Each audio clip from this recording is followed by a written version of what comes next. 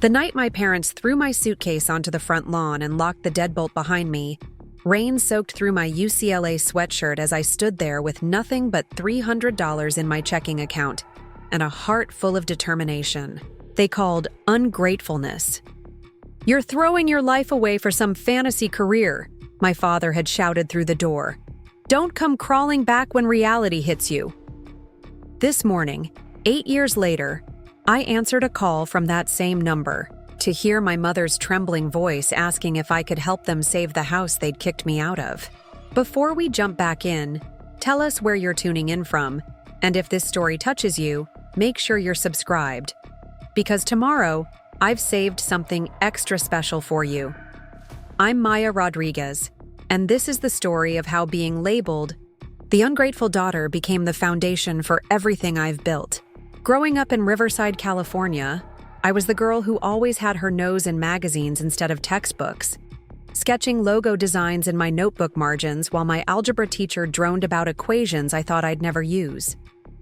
My parents, David and Linda Rodriguez, had immigrated from Mexico in their 20s with dreams of giving their children the stability they'd never had. To them, stability meant predictable jobs, steady paychecks, and keeping your head down to avoid drawing attention. My father worked construction, his weathered hands building the very infrastructure that connected our small inland city to the larger world beyond. Every morning at 5, he'd gulp down coffee from a chipped ceramic mug that read, "World's No One Dad," and head out to lay asphalt under the California sun. My mother managed the cafeteria at Riverside High, serving lunch to hundreds of students daily while saving every penny she could clip from grocery store coupons. They were hardworking people who believed that success meant having enough money for rent, food, and maybe a family vacation to Disneyland every few years. I loved my parents deeply, but I felt suffocated by their vision of what my life should look like.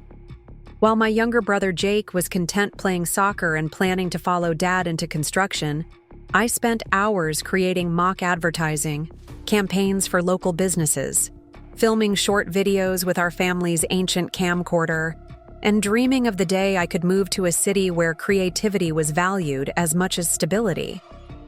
The disconnect between my ambitions and their expectations created a tension that hummed beneath every family dinner conversation.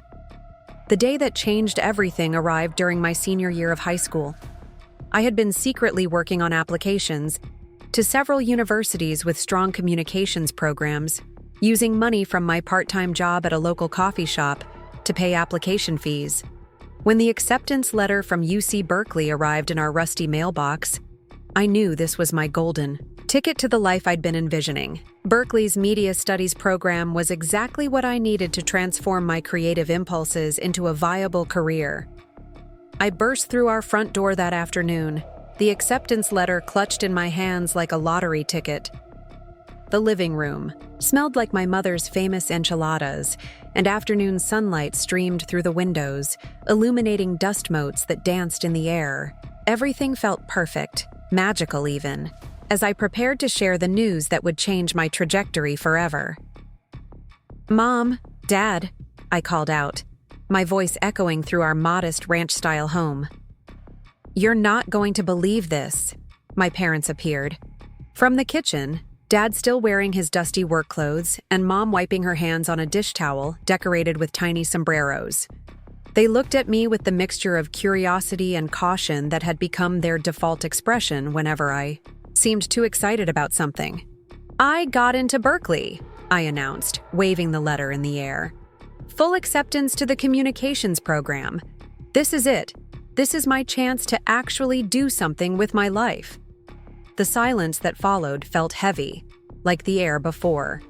A thunderstorm. My mother's face went through a series of micro-expressions: surprise, confusion, concern. My father's jaw tightened in that familiar way that meant he was about to say something I didn't want to hear. "Maya, mija," my mother said softly, using the Spanish endearment that usually preceded difficult conversations. "Berkeley is very expensive. We've talked about this." "I know it costs money," I replied quickly, anticipating their concerns. but I've already researched financial aid options. I can get student loans, and the coffee shop experience means I can work while I study. This is an investment in my future." My father shook his head slowly, his construction-worn hands folding across his chest. "An investment? Maya, you want to study what? Making commercials? Playing around with computers? That's not a real job. That's a hobby for rich kids whose parents can afford to support their fantasies." The word fantasies hit me like a slap. These weren't fantasies. They were carefully researched career goals based on a rapidly expanding industry I understood better than they did. But explaining the nuances of digital marketing and brand strategy to parents who still used a phone book seemed impossible. "Dad, the communications industry is huge," I said, trying to keep my voice level. "Companies need people who understand how to reach customers, especially online. This isn't just some creative whim.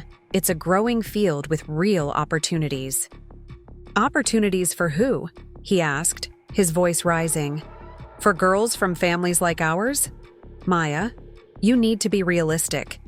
Get a teaching degree, become a nurse, work for the city. Those are stable jobs with benefits." My mother stepped forward, always the mediator in our household debates.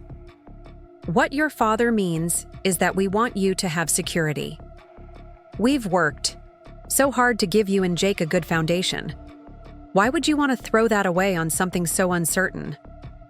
"I'm not throwing anything away," I insisted, feeling frustration build in my chest. "I'm trying to build something.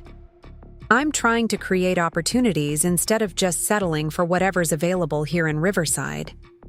The look that passed between my parents told me everything I needed to know.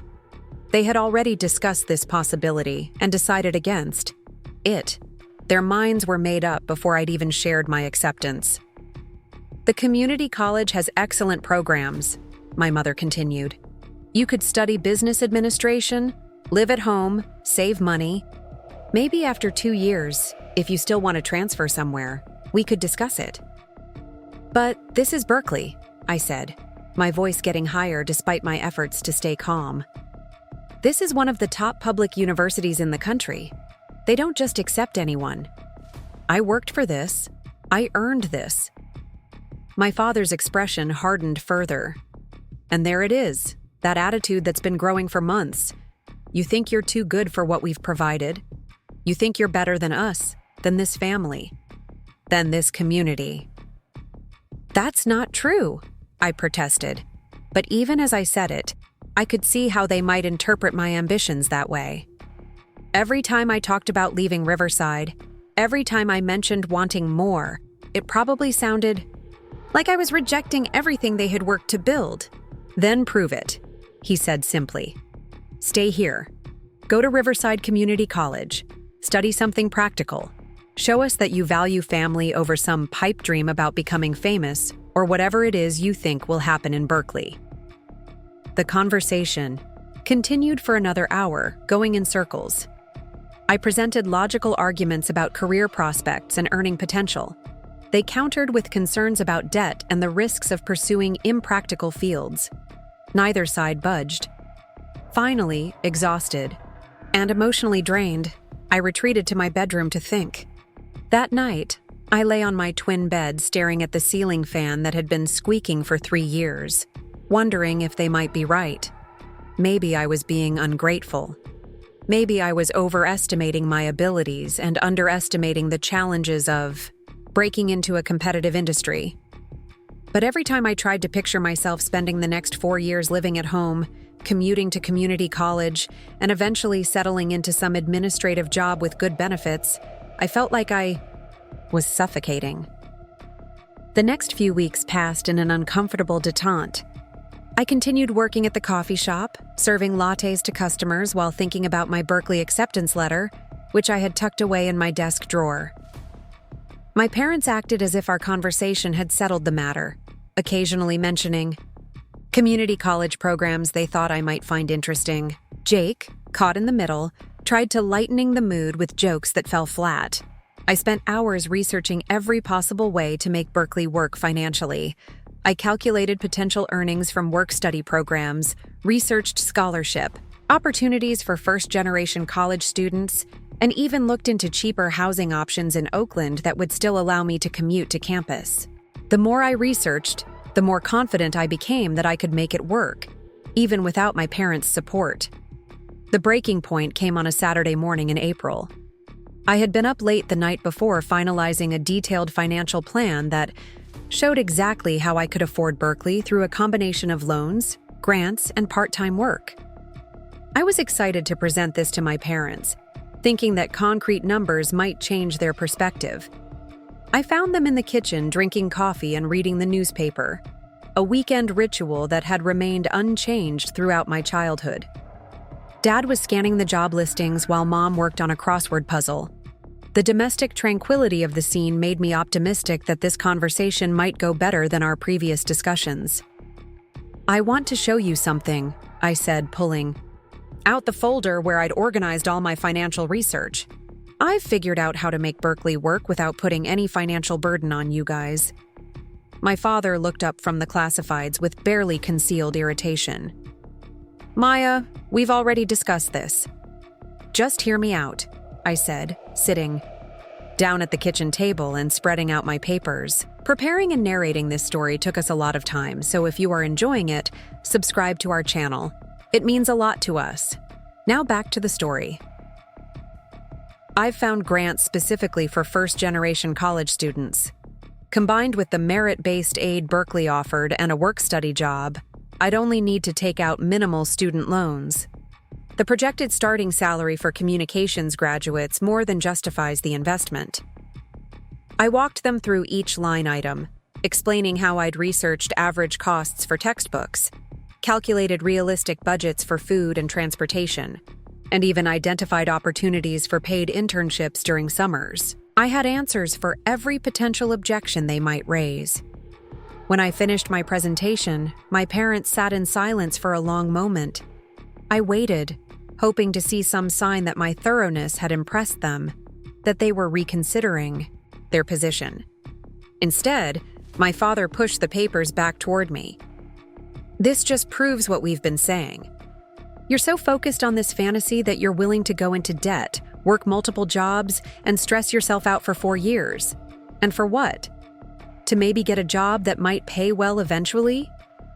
"It's not a fantasy," I said, trying to keep the desperation out of my voice. "These are facts. These are statistics about real career outcomes." "Statistics can say whatever you want them to say," my mother interjected gently. "Maya, we love you, and we want what's best for you. But what you're describing sounds like a recipe for exhaustion and disappointment. What I'm describing is taking control of my own future instead of just accepting whatever's available," I replied, feeling the familiar frustration rising in my chest.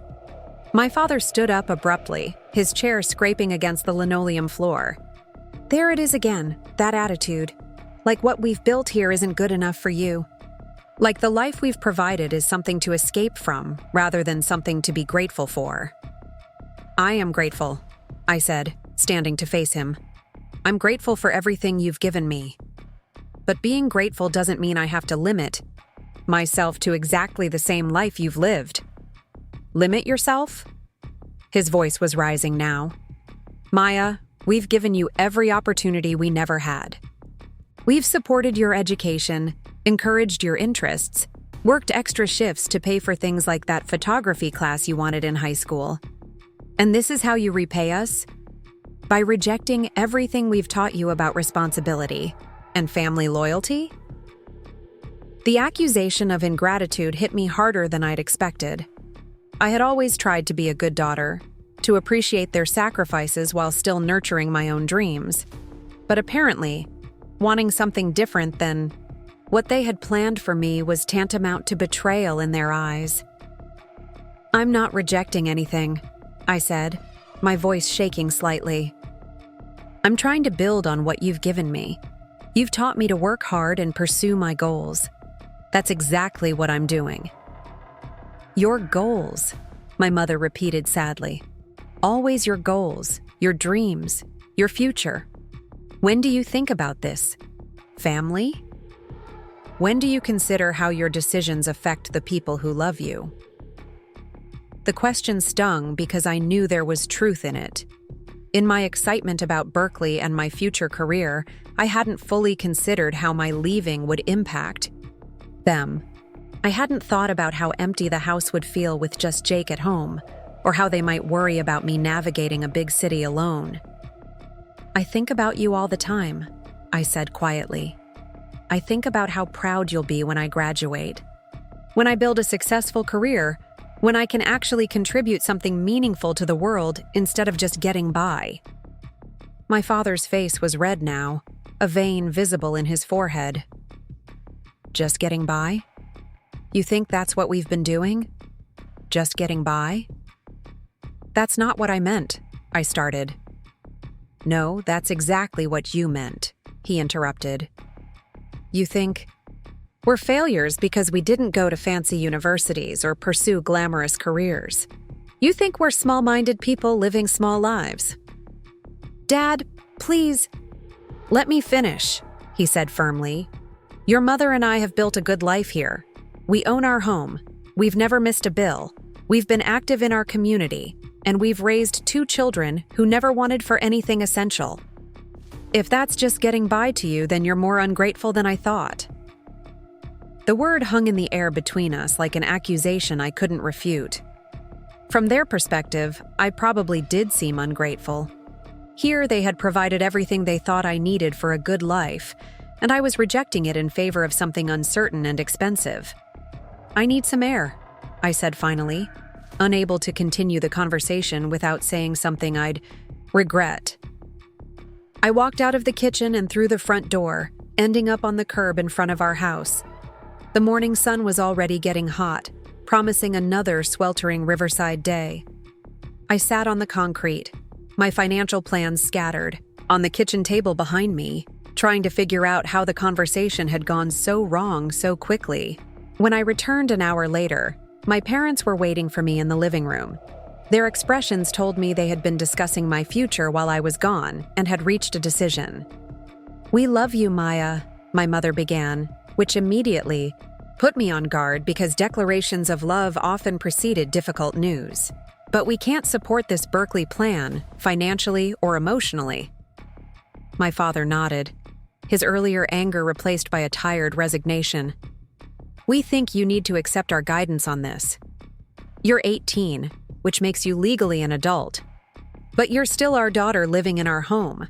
If you want to continue being part of this family, you'll respect our decision about your education." "And if I don't?" I asked, though I was afraid of the answer. They looked at each other before my father responded. "Then you'll need to figure out how to support yourself completely. No more family dinners, no more help with car insurance, no more safety net. If you're determined to be independent and make your own choices, then you can be truly independent." The ultimatum was clear and non-negotiable. Choose their vision for my future, or choose complete separation from everything and everyone I'd ever known.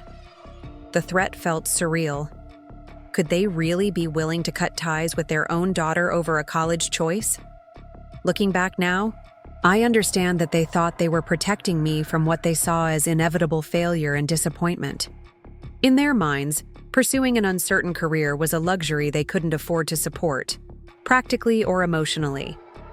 They had worked too hard to build stability to watch their daughter voluntarily embrace instability. But at 18, sitting in our living room with my parents looking at me like I was a stranger, I felt like they were asking me to choose between their love and my own authentic self. The choice seemed impossible and heartbreaking, but ultimately, it wasn't really a choice at all. I had to be true to who I was, even if it meant standing alone. The weekend after that conversation, I couldn't shake the feeling that we were approaching a point of no return. My parents moved through the house with a deliberate normalcy that felt forced, as if pretending everything was fine might actually make it so. Dad spent extra time in the garage organizing tools that were already organized, while Mom threw herself into deep cleaning projects that kept her hands busy and her mind occupied. Jake tried to maintain his usual routine, but I caught him glancing nervously between us during meals, sensing the tension even if he didn't fully understand its source. I retreated to my room, which suddenly felt smaller than ever. The walls covered with magazine clippings of advertising campaigns I admired now seemed naive, like childhood drawings I should have outgrown.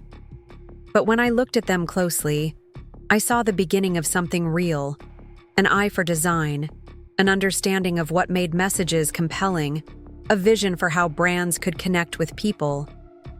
These weren't just pretty pictures I'd torn from magazines. They represented a developing aesthetic and strategic thinking that I'd been cultivating without even realizing it. Berkeley's deadline for enrollment confirmation was approaching rapidly. Each day that passed without a response was another step toward losing my spot in the program. I knew other students were eagerly waiting on the acceptance list, ready to take the opportunity I was letting slip away. The thought of calling the admissions office to decline felt like betraying myself, but the alternative, defying my parents and potentially losing my family, seemed equally impossible. During my shifts at the coffee shop that week, I found myself watching our regular customers with new intensity. Mrs. Patterson, who came in every morning for a large black coffee and a blueberry muffin, worked as a real estate agent and always seemed to be on important phone calls about clients and properties. Mr. Davidson, who ordered the same complicated espresso drink every afternoon, ran a small marketing firm downtown and often worked on his laptop in our corner booth, designing flyers and websites for local businesses. These weren't people who had gone to fancy universities or pursued glamorous careers in big cities, but they were building something meaningful in their professional lives. They had found ways to use their creativity and business skills right, here in Riverside. Maybe my parents were right. Maybe I was romanticizing the big city career path when opportunities for growth and creativity existed closer to home. But then I'd remember the conversation with my high school counselor, Ms. Garcia, who had been the first person to suggest I consider universities beyond our immediate area. She'd recognized something in my work that even I hadn't fully understood at the time. "Maya," she'd said while reviewing my portfolio of design projects and writing samples, "you have a rare combination of creative vision and analytical thinking. Don't limit yourself to what seems practical or safe. Sometimes the biggest risk is not taking any risk at all." Those words echoed in my mind as I steamed milk for lattes and wiped down tables, serving customers who represented different versions of the life I might lead.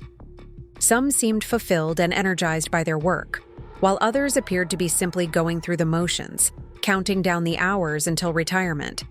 I didn't want to become someone who settled for just getting by, but I also couldn't ignore the very real possibility that pursuing my dreams might leave me struggling financially for years.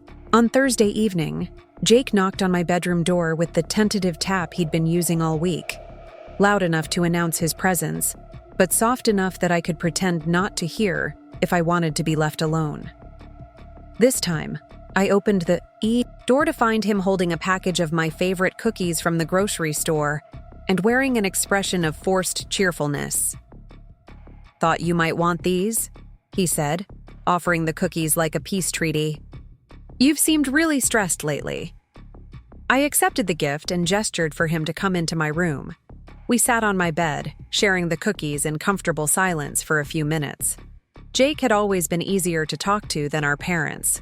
Maybe because he was closer to my age, or maybe because he hadn't yet developed their fierce protective instincts about family stability. "So," he said eventually, crumbs scattered on my bedspread between us, "are you really going to leave for college in a few months?" His question was so direct and innocent that it caught me off guard. I'd been thinking about Berkeley in abstract terms, as a symbol of independence or family conflict. But Jake was asking about the simple, practical reality of my physical absence from our daily lives. "I don't know," I admitted. "Mom and Dad are pretty against it." Jake nodded thoughtfully, processing this information in the way he approached everything, methodically and without drama. "But you really want to go, right? Like, this isn't just about proving a point or anything?" "It's not about proving a point," I said, surprised by how clearly I could articulate my motivations when talking to him. It's about having the chance to become really good at something I care about. Not just good enough to get by, but actually excellent. Like how Dad is with construction, Jake asked.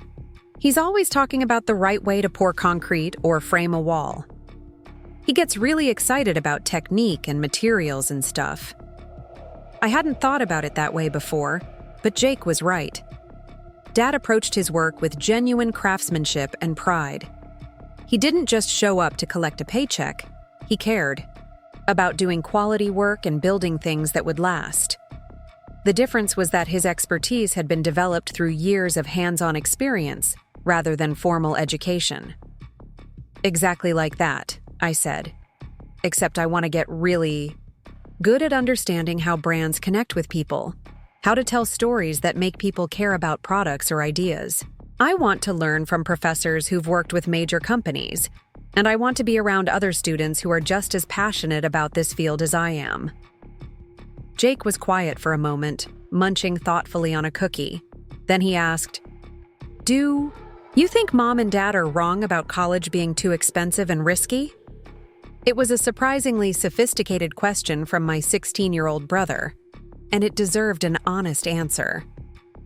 I think they're right that college is expensive and that there are no guarantees about career outcomes. But I also think they're underestimating how much the world has changed since they were my age. The kinds of jobs they value, jobs with pensions and security, are disappearing. The economy rewards people who can adapt and innovate, not just people who follow established paths. That's kind of scary, Jake said. It is scary, I agreed. But it's also exciting. There are opportunities now that didn't exist when Mom and Dad were starting their careers. I can build something instead of just finding something that already exists. We finished the cookies in thoughtful silence, and Jake gave me a hug before leaving for his room. His visit reminded me that my decision wouldn't just affect my relationship with my parents. It would change the entire dynamic of our family. Jake would become an only child by default, bearing the full weight of their hopes and expectations. That realization added another layer of guilt to an already complicated situation. Friday brought an unexpected development that shifted the entire landscape of our family conflict. Dad came home from work earlier than usual, his face grim in a way that immediately signaled serious news. Mom was already in the kitchen starting dinner preparations, humming softly to herself as she chopped vegetables. The normalcy of the scene made Dad's expression even more jarring. "We need to talk," he announced, settling heavily into a kitchen chair. All of us. Mom set down her knife and wiped her hands on her apron, her humming stopping abruptly. Jake and I exchanged glances, both recognizing that this gathering wasn't about my college plans. "What's happened?" Mom asked, taking the seat across from Dad. Dad rubbed his face with both hands before speaking. Peterson Construction lost the county road project, the one that was supposed to keep us busy through next year. Apparently, they went with a cheaper bid from a company that imports most of their crew from out of state. The news settled over us like a heavy blanket. Peterson Construction had been Dad's employer for 12 years, and county road projects typically provided steady work with decent pay. Without that anchor project, the company's future was uncertain, which meant Dad's job security was questionable at best. "What does that mean exactly?" Mom asked carefully. "It means they're laying off half the crew next month," Dad said. "I'm keeping my job for now because I'm a foreman, but at reduced hours and pay.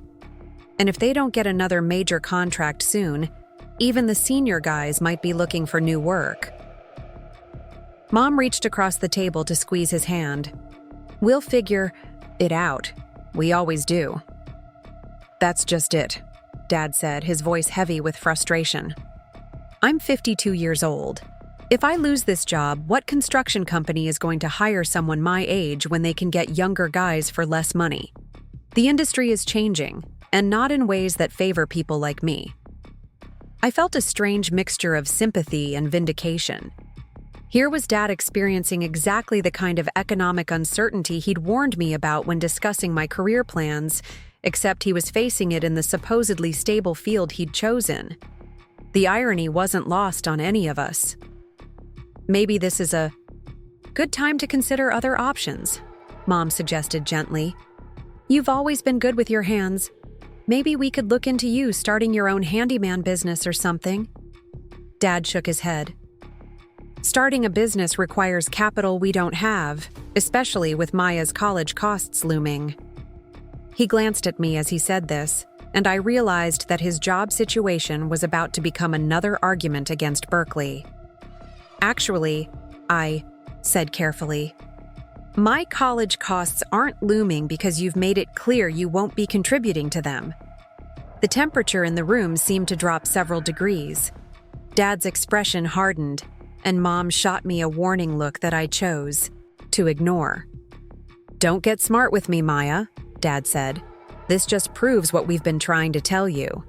Economic security is fragile, and taking on unnecessary debt for uncertain career prospects is exactly the kind of mistake families like ours can't afford to make. But that's exactly my point, I replied, feeling bolder than I had in weeks. Your secure job isn't secure anymore.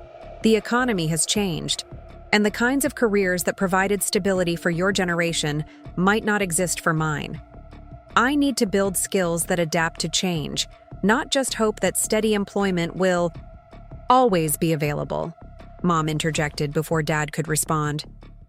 Maya, this isn't the time for philosophical debates about career strategy. This is about our family facing a real crisis and needing to support each other. How exactly am I supposed to support the family? I asked. By giving up my own future and staying home to, what? Take a part-time job at Target? How does that help anyone in the long run? It helps by showing that you understand family comes before individual ambitions, Dad said firmly. It helps by demonstrating that you're willing to make sacrifices when times get tough instead of pursuing expensive luxuries while your family struggles.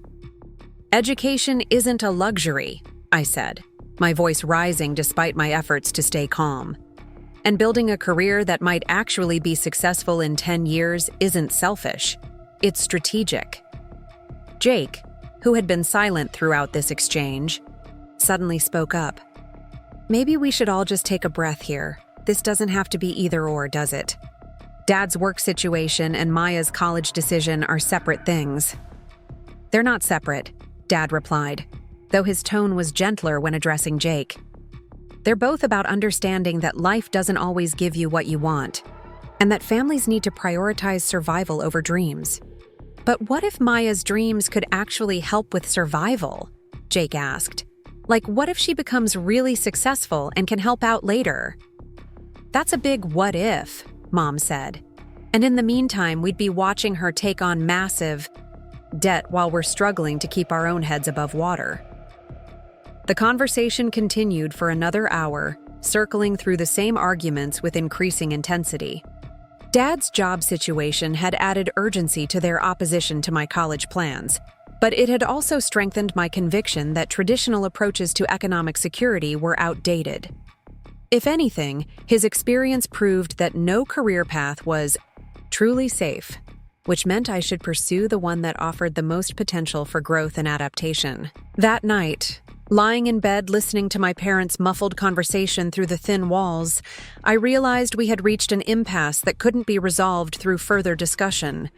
Their perspective was shaped by decades of experience with economic vulnerability, while mine was informed by research about emerging industries and changing career landscapes. Neither of us could convince the other because we were operating from fundamentally different assumptions about how the world worked. The Berkeley enrollment deadline was now just 1 week away. Every day of indecision made my eventual choice more dramatic and final. I could accept my parents' guidance, enroll at Riverside Community College, and maintain family harmony while potentially limiting my long-term opportunities. Or I could defy their wishes, accept the Berkeley offer, and face the unknown consequences of choosing individual ambition over family loyalty. The weight of that decision pressed down on me like a physical force. I was 18 years old, barely an adult by any measure, but I was being forced to make choices that would define the rest of my life. The responsibility felt overwhelming, especially when my parents seemed convinced that I was too young and naive to understand the real-world implications of my ambitions. Over the weekend, I found myself paying close attention to the dynamics of our family interactions. Dad spent Saturday morning fixing a leaky faucet in the bathroom, muttering under his breath about plumbing problems and water bills. Mom tackled a pile of ironing while watching her favorite telenovela, occasionally calling out Spanish phrases at the screen. Jake practiced soccer in our small backyard, kicking the ball against the fence with rhythmic determination. These were the rhythms of our family life, practical, predictable, and comforting in their familiarity. If I left for Berkeley, I would miss Jake's soccer games, Sunday family dinners, and the small daily rituals that had been the backdrop of my entire childhood. I would become a visitor in my own family, calling home to hear about events I hadn't witnessed and changes I hadn't been part of. But I would also miss out on the chance to become the person I could potentially be. I would always wonder what might have happened if I'd had the courage to bet on myself instead of choosing the safe path.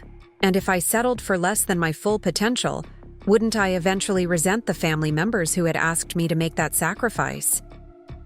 On Sunday evening, as we gathered for what might be one of our last family dinners before everything changed, I looked around the table at the three people who meant more to me than anyone else in the world. Mom had made enchiladas, my favorite meal, and Dad was telling Jake about a construction technique he'd learned that week. The conversation was easy and warm, unmarked by the tension that had dominated our recent interactions. In that moment, I understood that my parents' opposition to Berkeley came from love, not from a desire to limit my potential. They were trying to protect me from what they saw as inevitable disappointment and financial hardship. Their vision of success was different from mine, but it wasn't necessarily wrong. It was just based on their own experiences with what it took to build a stable life. But I also knew that accepting their version of safety would mean living with a constant sense of what if. I would spend the rest of my life wondering whether I could have succeeded in the field I was passionate about, whether I could have built something meaningful beyond the boundaries of Riverside, whether I could have become someone who contributed to the world in ways that went beyond just surviving. The choice was becoming clearer, though not easier. I could love my family and still choose a different path. I could be grateful for everything they had given me while still wanting more than they thought was appropriate. Most importantly, I could respect their values while following my own.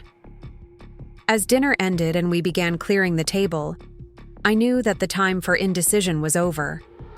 Berkeley's deadline was approaching, and I needed to decide whether I was willing to risk everything I'd known for the chance to become everything I might be capable of becoming. The answer, when it finally crystallized in my mind, was both terrifying and liberating. Yes, I was willing to take that risk, not because I didn't love my family or value their guidance, but because I believed that becoming my authentic self was the greatest gift I could eventually give them and myself. Monday morning arrived with unusual clarity. I woke before my alarm clock, my internal sense of purpose finally activated after weeks of uncertain deliberation. The decision to commit to Berkeley felt like stepping off a cliff, but it also felt absolutely right. I had spent too much time in limbo, paralyzed by the desire to please everyone and avoid difficult consequences. Now it was time to act on my convictions, regardless of the immediate costs. My parents had already left for work when I came downstairs for breakfast. Dad had been leaving earlier recently, likely spending extra time talking to crew leaders about project assignments and trying to secure as many hours as possible while they were still available. Mom's schedule remained consistent, but she'd been staying later at the school to take on additional cafeteria management responsibilities that came with small pay increases. Jake was in the kitchen making toast, his backpack already slung over, one shoulder in preparation for another day of sophomore classes. He looked up when I entered, offering a neutral morning that didn't indicate whether he knew anything about the decision I'd reached overnight. "Can I talk to you for a minute?" I asked, pouring myself a glass of orange juice. He nodded, settling into his usual chair at the breakfast table. The morning light streaming through our east-facing window highlighted the resemblance between us that people were always commenting on. The same dark eyes, the same slightly stubborn set to our jaws, the same way of processing information quietly before speaking. "I've decided to accept Berkeley's offer," I said simply. No elaborate explanation or justification, just a statement of fact that had the weight of finality. Jake took a bite of his toast and chewed thoughtfully before responding. "Have you told Mom and Dad yet?" "Not yet. I wanted to let you know first because this is going to affect you too. They're going to be upset, maybe for a long time, and that might make things harder for you at home." "I can handle it," he said with characteristic level-headedness. "Are you sure this is what you want?" "I'm sure it's what I need to do," I replied. "I can't spend the rest of my life wondering whether I could have succeeded if I'd just had the courage to try." Jake nodded slowly. "When are you going to tell them?" "Tonight, after Dad gets home from work." I paused, studying my brother's face for signs of disappointment or judgment. "Are you okay with this?" "I think you should do what makes you happy," he said. "And if this makes you happy, then I support it. I just hope Mom and Dad eventually understand." His acceptance meant more to me than I'd expected. Jake had always been the family peacemaker, the one who smoothed over conflicts and found middle ground between competing perspectives. If he thought my decision was reasonable, maybe our parents would eventually come around to accepting it too. After Jake left for school, I spent the day preparing for what I knew would be a difficult conversation. I called Berkeley's admissions office to confirm my enrollment, transferred the required deposit from my savings account, and filled out the initial paperwork for student loans. Each step felt simultaneously empowering and terrifying, like signing contracts that bound me to a future I could only imagine. I also composed a letter to my parents, explaining my decision in more detail than I thought I'd be able to manage, in a face-to-face conversation. The letter went through several drafts as I tried to strike the right balance between asserting my independence and acknowledging their concerns. I wanted to make it clear that I wasn't rejecting their values or dismissing their wisdom, but that I needed to test my own capabilities in an environment that would challenge me to grow. The afternoon passed slowly as I waited for evening. I cleaned my room with unusual thoroughness, as if organizing my space might also organize my thoughts and emotions. I packed a small bag with essential items, just in case the conversation went so badly that I needed to leave immediately. The bag felt like an insurance policy, giving me confidence that I could survive whatever reaction my announcement generated. Dad arrived home at his usual time, looking tired but not particularly stressed. His workday had apparently gone smoothly enough that his job concerns weren't weighing heavily on his shoulders.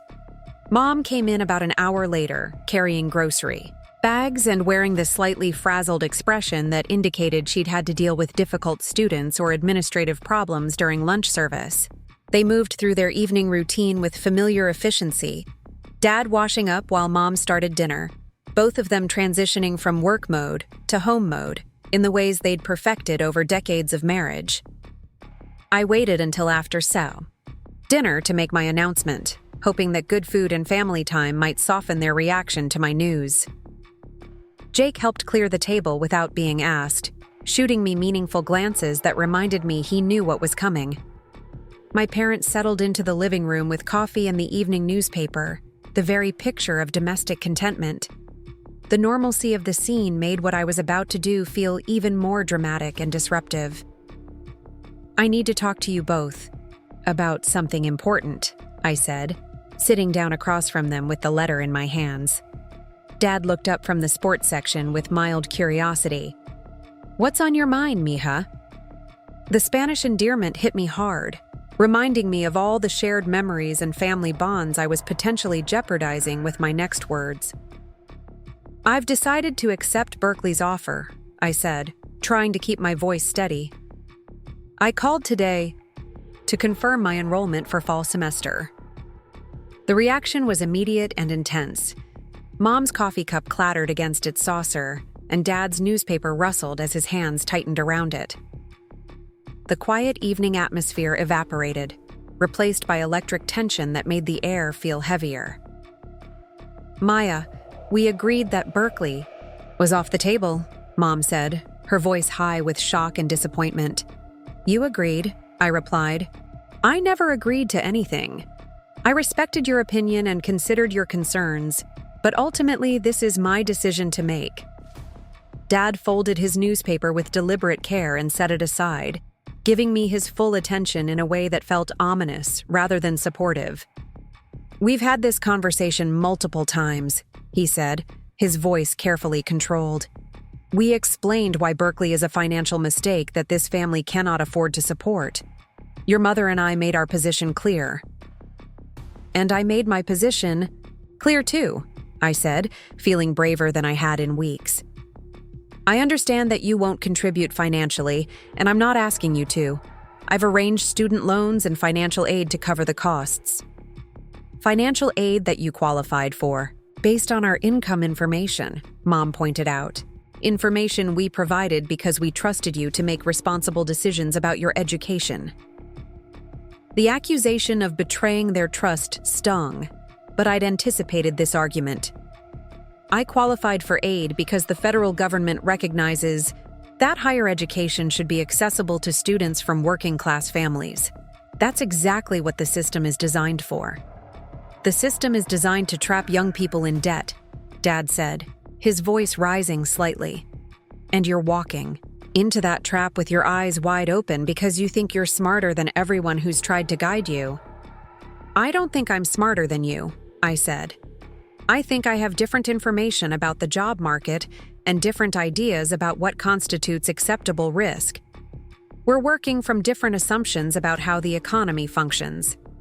"The economy functions by rewarding people who make practical decisions and punishing people who chase fantasies," Dad replied. "You're choosing to learn that lesson the hard way instead of accepting wisdom from people who've lived longer and experienced more than you have." The conversation was following the exact pattern of our previous arguments, with both sides restating positions we'd already articulated exhaustively.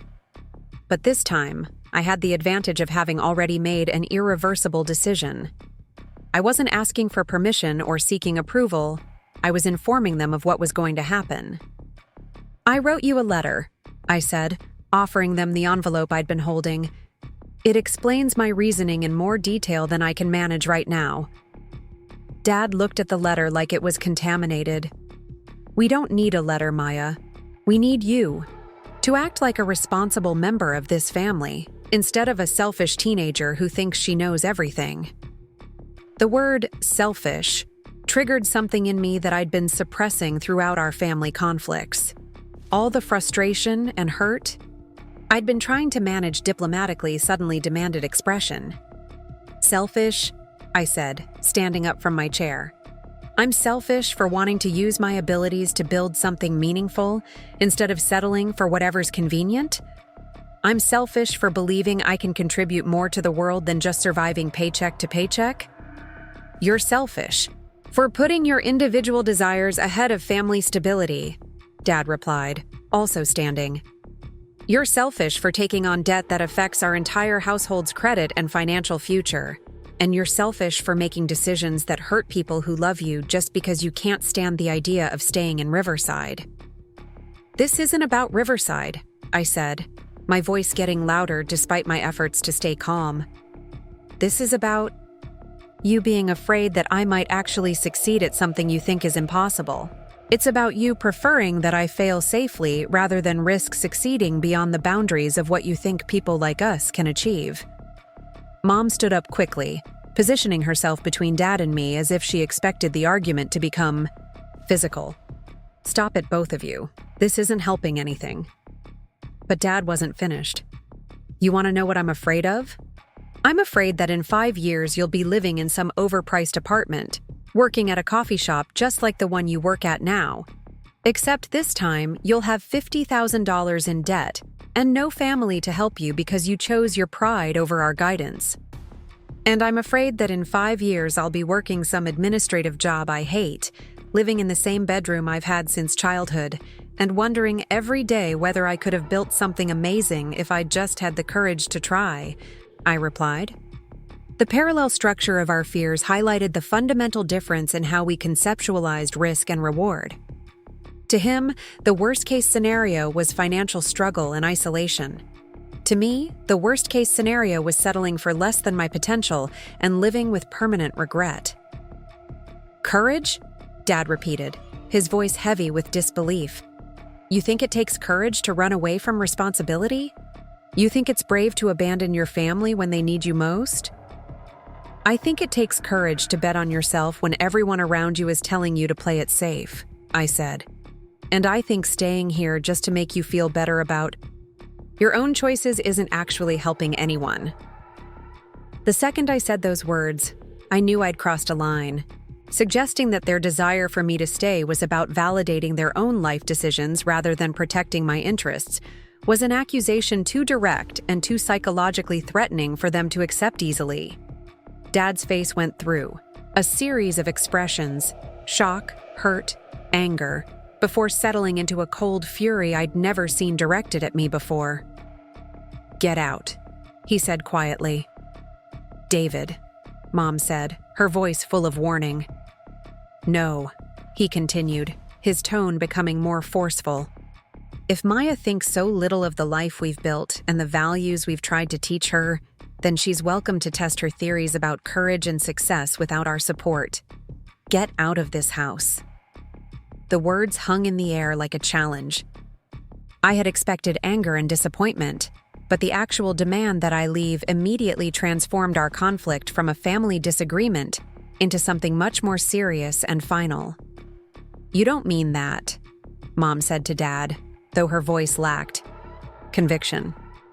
I absolutely mean it, he replied, not taking his eyes off me. Maya wants independence? She wants to make adult decisions without considering how they affect her family? Then she can experience the full reality of independence.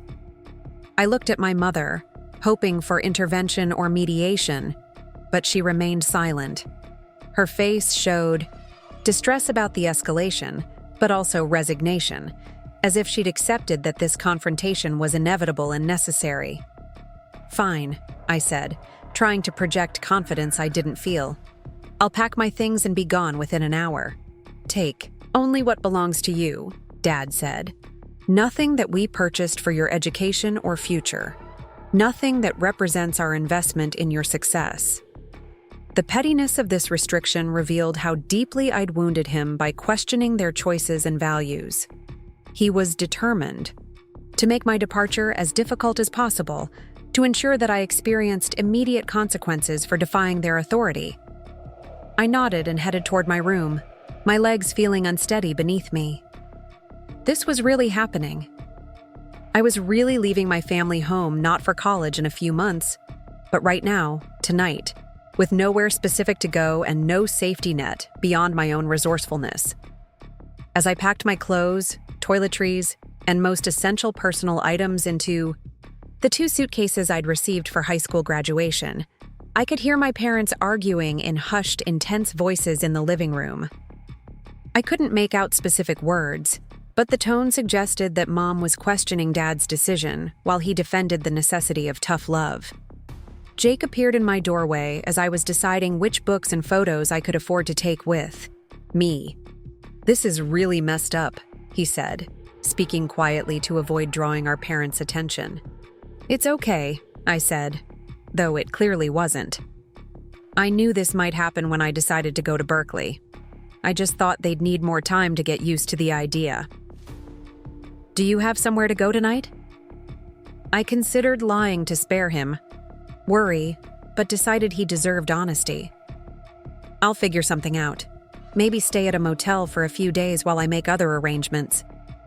This is so stupid, he said, his teenage composure finally cracking. "You shouldn't have to choose between college and family." "I'm not choosing between them," I said, though even as I spoke the words, I knew they weren't entirely true. "I'm just hoping that eventually there won't be a choice to make anymore." Jake helped me carry my suitcases to the front door. Our parents were no longer arguing in the living room, suggesting that they'd either reached some kind of resolution or exhausted their respective positions. When we reached the entryway, I could see Dad standing in the kitchen doorway, his arms crossed and his expression closed off. "This is your choice, Maya," he said as I prepared to leave. "Remember that this is what you wanted when things get difficult." I wanted to tell him that this wasn't what I'd wanted at all, that I'd hoped for understanding and support even if they couldn't agree with my decision. But arguing further would only make an already painful situation worse. "I love you all," I said instead, addressing the comment to the entire family even though only Jake was close enough to respond. And then I opened the front door and walked out into the warm California evening, carrying everything I owned in 2 suitcases and $300 in cash, with no clear destination beyond a general direction toward independence and whatever future I could create for myself. The sound of the door closing behind me had a finality that reverberated through my entire body. I had spent 18 years in that house, and now I was officially homeless, cut off from the primary source of emotional and financial security I'd ever known. But as I walked down the familiar street where I'd learned to ride a bike and sold lemonade from a makeshift stand, I realized that alongside the fear and sadness, I felt something else: relief. The long, painful process of choosing between my family's vision for my life and my own ambitions was finally over. Now I could focus all my energy on proving that the choice I'd made was the right one, not just for me, but ultimately for all of us. The first night on my own, I sat in a dimly lit 24-hour diner on the outskirts of Riverside, nursing a cup of coffee that had gone cold hours ago while staring at my phone screen, trying to figure out my next move. The waitress, a tired-looking woman in her 50s with kind eyes and comfortable shoes, had stopped asking if I needed anything else after midnight. She seemed to understand that I wasn't there for the food or even the warmth, but for the simple need to be somewhere that wasn't the street. My savings account showed $2,147, $83 after paying Berkeley's enrollment deposit earlier that day. It felt like both a fortune and nothing at all. Enough to keep me afloat for a few weeks if I was careful, but nowhere near enough to establish true independence in a way that would prove my decision had been wise. The reality of supporting myself completely was beginning to sink in with sharp clarity. Every dollar I spent on basic survival was a dollar not going toward my education or future. Around 3 a.m., when even the truckers had moved on to other stops, along their routes, I finally accepted that I needed immediate shelter.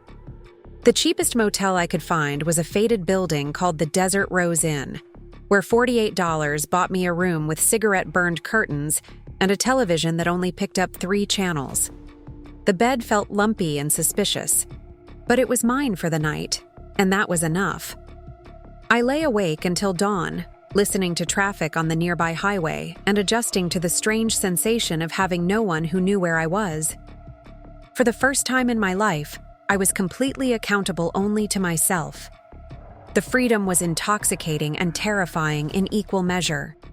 Every choice from this moment forward would be entirely my own to make and my own to live with.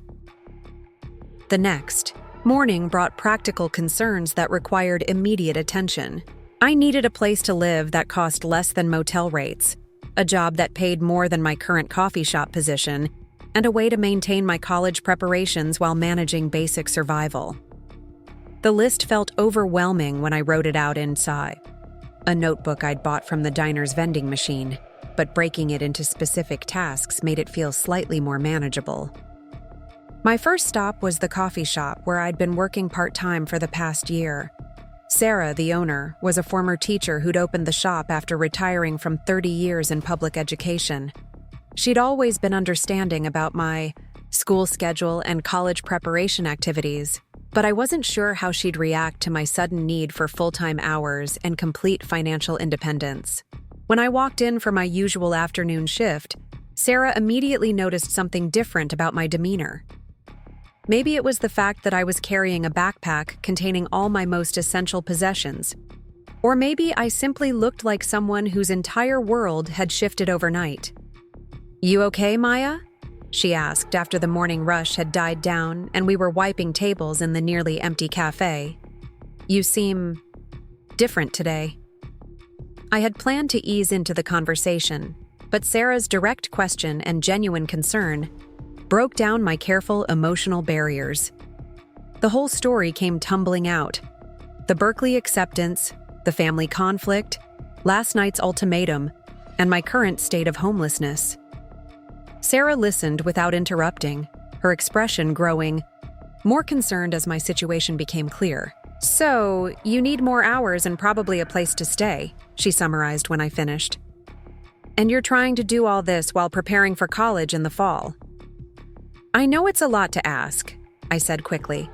"I understand if you can't help with hours. I just thought I should be honest about my situation since it might affect my reliability."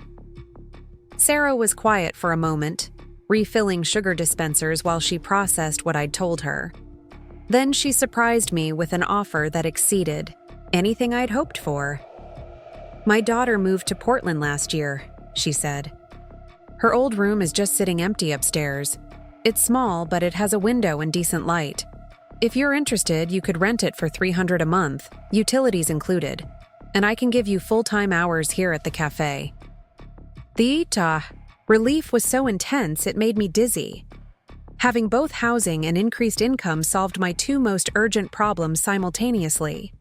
$300 for rent was manageable on a full-time cafe salary, and living above my workplace would eliminate transportation costs and commute time. "Are you sure?" I asked, afraid that she might reconsider if I gave her too much time to think about it. "I'm sure," she said firmly. "I've watched you work for a year. You're responsible, reliable, and you treat customers with genuine kindness. Plus, I think you could use a safe place to land while you figure out your next steps." That afternoon, Sarah showed me the apartment above the cafe. It was indeed small, basically a studio with a separate bathroom and a tiny kitchenette. But the windows faced east, filling the space with morning light, and someone had painted the walls a soft yellow that made everything feel cheerful despite the compact size. The previous tenant had left behind some basic furniture, a twin bed, a desk, and a small bookshelf that would be perfect for my textbooks. "Your daughter won't mind me using her room?" I asked, running my fingers along the desk surface where I could imagine doing homework and preparing for classes. "Katie's been gone for over a year," Sarah said. "She keeps saying she'll come back to visit, but Portland life has completely captured her attention. Besides, she'd like knowing her space is helping another young woman pursue her education." I moved in that evening, carrying my 2 suitcases up the narrow staircase that led from the cafe's back room to the apartment above. The familiar sounds of the cafe below, the espresso machine, muffled conversations, the bell that rang whenever someone opened the front door, created a comforting backdrop as I unpacked my belongings into someone else's furniture. For the first time since leaving my parents' house, I felt like I had a foundation solid enough to build on. The apartment wasn't much, but it was mine to inhabit and arrange as I needed. I set up the desk near the window where natural light would be best for studying, arranged my few books on the shelf, and hung the Berkeley acceptance letter on the small bulletin board above the desk where I could see it every morning. My new work schedule began immediately. Sarah had been managing the cafe largely by herself since her previous full-time employee had quit the month before, so my increased availability was genuinely helpful rather than charity. I worked opening shifts 3 days a week, closing shifts 2 days, and had Sundays off for rest and college preparation activities. The full-time schedule was more demanding than I'd anticipated. My feet ached from standing all day, and I frequently Fell into bed exhausted after cleaning the cafe and preparing for the next day's service. But there was satisfaction in earning enough money to cover my expenses independently. Each paycheck represented proof that I could survive on my own, that my parents' prediction of immediate failure had been wrong. Living above the cafe also provided an unexpected education in small business management. Sarah had opened the coffee shop with savings from her teaching career and a modest loan, gradually building a loyal customer base through consistent quality and personal service. Watching her navigate daily challenges, equipment repairs, supply chain issues, difficult customers, seasonal fluctuations in revenue, gave me practical insights into entrepreneurship that no business class could have provided.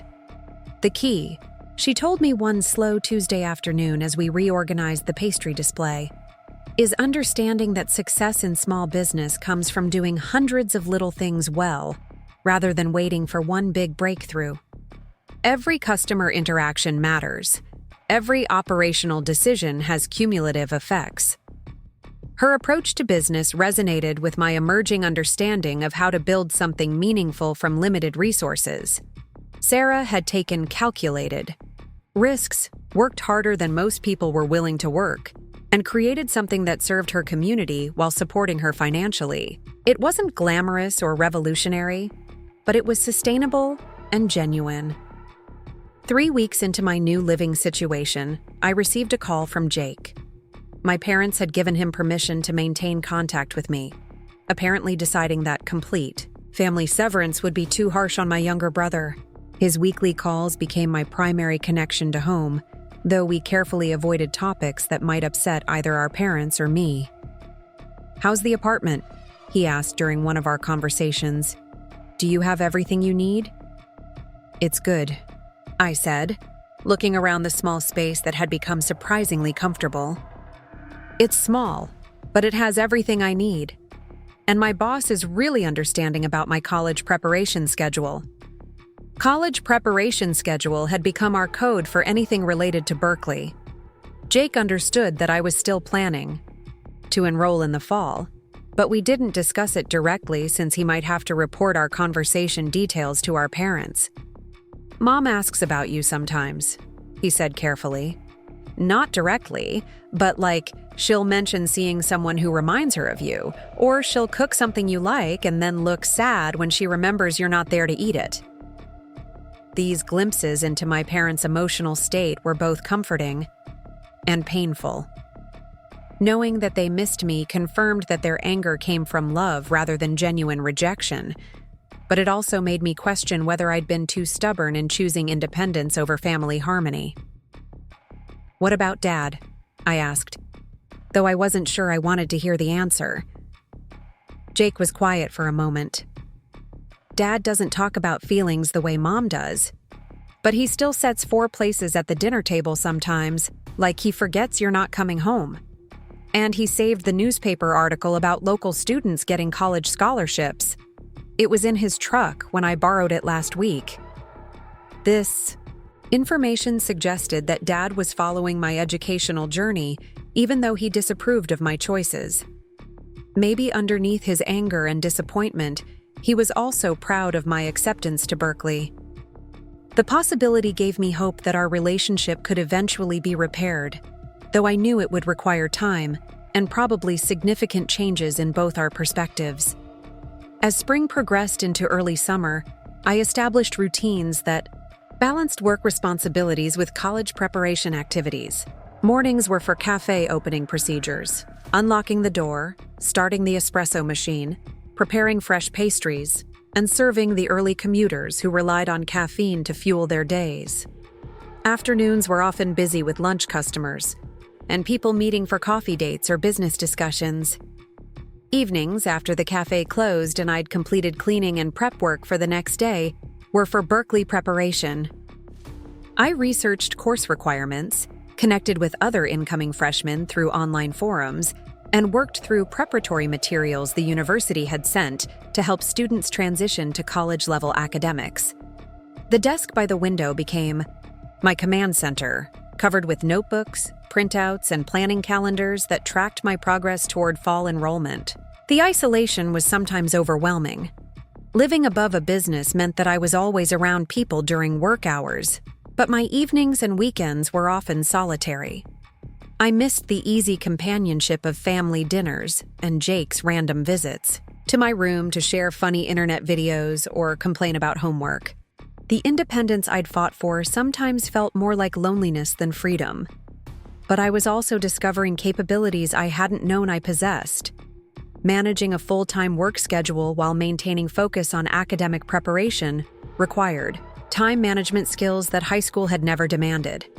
Living on a tight budget forced creativity in meal planning and spending decisions. Most importantly, I was learning to trust my own judgment about what I needed rather than deferring to other people's opinions about what was best for me. One particularly challenging day in late May tested all the resilience I'd been building. The cafe's espresso machine broke down during the morning rush, creating a line of increasingly frustrated customers who needed their caffeine fix before work. Sarah was at a supplier meeting, leaving me to handle the crisis alone. I spent 2 hours serving alternative drinks, apologizing profusely, and trying to maintain customer goodwill while waiting for a repair technician who kept pushing back his arrival time. By the time Sarah returned and the machine was functioning again, I felt emotionally and physically drained. The constant pressure of maintaining perfect customer service while dealing with equipment failures and supply shortages had pushed me past my usual limits. I found myself wondering whether this level of stress and responsibility was worth it, whether my parents might have been right about the challenges of independence. But as I cleaned up from the chaotic morning and prepared for the lunch rush, something shifted in my perspective. I had handled the crisis competently, maintaining business operations under difficult circumstances without falling apart or giving up. The customers had been understanding once I explained the situation and offered alternatives. The experience had been stressful, but it had also proven that I could manage unexpected challenges without someone else rescuing me. That evening, as I sat at my desk working through Berkeley's online orientation modules, I felt a quiet pride in how far I'd come in just 2 months. I was supporting myself completely, preparing for college despite family opposition, and developing practical skills that would serve me well regardless of what career path I eventually chose. The journey was harder than I'd anticipated, but it was also more rewarding than settling for the safe path would have been. June brought the first real test of my commitment to Berkeley. The university required a series of placement exams and orientation activities that would involve spending several days on campus during what was typically my busiest work period at the cafe. Sarah had been accommodating about my college-related needs, but asking for multiple consecutive days off felt like pushing the boundaries of her generosity. When I finally worked up the courage to discuss my scheduling conflicts with her, Sarah surprised me with her immediate support. "Maya, you didn't leave your family and work full-time just to give up on college because you're worried about taking a few days off," she said practically. "We'll manage the cafe. You need to do whatever Berkeley requires." Her matter-of-fact approach to my concerns reminded me that not everyone viewed my educational ambitions as impractical or selfish. Sarah had built her own life through unconventional choices, leaving teaching to open a business, and she understood the importance of pursuing opportunities that aligned with personal goals rather than external expectations. The Berkeley orientation trip was my first time on the campus since my admission interview. Walking through Sproul Plaza and the surrounding areas, I felt the same sense of possibility and excitement that had originally drawn me to apply.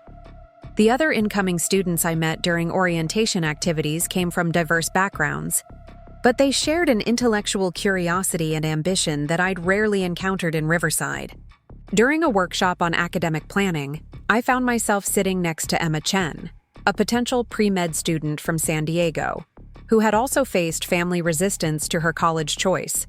Her parents had wanted her to attend UC San Diego and live at home to save money, but she'd chosen Berkeley for its stronger research opportunities and more diverse academic environment. "My parents are convinced I'm going to fail spectacularly and come crawling home by Christmas," Emma confided during a break between sessions.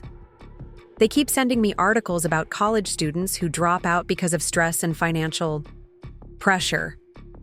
Mine kicked me out for being ungrateful, I replied. They thought Berkeley was too expensive and impractical compared to community college. Emma's eyes widened. They actually kicked you out? That's intense. How are you managing everything? I'm working full-time at a cafe and living in a studio apartment above it, I explained. It's challenging, but I'm making it work. That's honestly impressive, she said. I'm stressed about managing a part-time job with classes. I can't imagine doing full-time work and college prep simultaneously. Our conversation continued throughout the orientation activities, and by the end of the trip, we'd exchanged contact information and made tentative plans to room together if we could arrange it through Berkeley's housing system. Having a potential friend who understood the family dynamics that had shaped my path to college made the upcoming transition feel less isolating. On the bus ride back to Riverside, I reflected on how different the other incoming students' preparations looked compared to mine. Most had parents helping them shop for dorm room supplies, planning drop-off logistics, and discussing course selections. Their families were excited partners in the college transition rather than sources of opposition and conflict. But I was also beginning to see advantages in my independent approach. While other students might struggle with the transition from home to college, I had already adapted to living on my own and managing adult responsibilities. The skills I was developing through necessity, budgeting, time management, crisis, resolution, self-reliance, would serve me well in college and beyond. The final month before Berkeley's fall semester began passed quickly. I maintained my cafe schedule while completing last-minute enrollment requirements and purchasing textbooks with money I'd saved from my wages. Sarah had become increasingly supportive of my academic goals, often asking about my course selections and offering encouragement when I expressed nervousness about the transition ahead.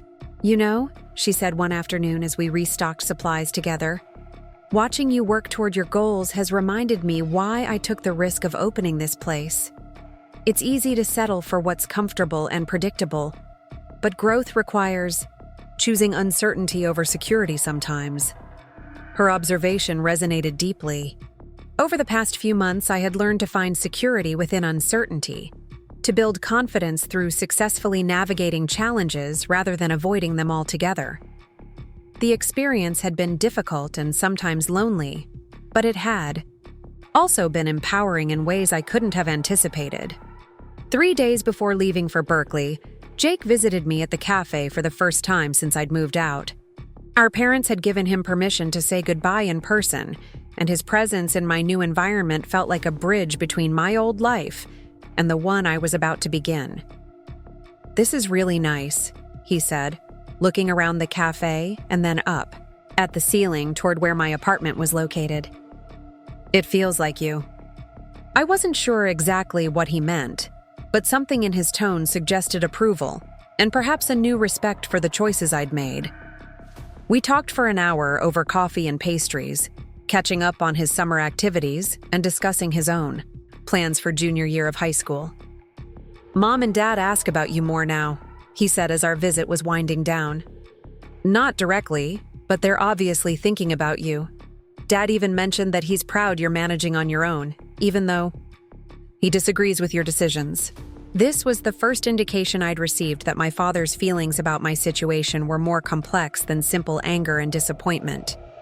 Knowing that he recognized my efforts at independence, even while opposing my methods, gave me hope that our relationship might eventually heal. "Will you tell them that I miss them?" I asked Jake as he prepared to leave, "and that I hope someday they'll understand that I didn't leave because I didn't value what they gave me, but because I wanted to build on it." "I'll tell them," he promised. "And Maya, I think you're doing something really brave, even if it's hard for them to see it that way right now." His words stayed with me as I completed my final preparations for Berkeley. The night before departure, I packed everything I would need for college into the same 2 suitcases I'd carried out of my parents' house 3 months earlier, plus a new duffel bag I'd purchased for additional books and supplies. Sarah had given me a small farewell gathering, inviting the cafe's regular customers who had gotten to know me over the past year. Mrs. Patterson brought a card signed by everyone from her real estate office. Mr. Davidson contributed a leather portfolio for my college papers. Even customers I knew only by their daily order preferences had contributed to a small fund that Sarah presented as a sending-off gift. "You've made this place feel more like a community," Sarah said as she handed me the envelope of money. "We're all invested in your success now."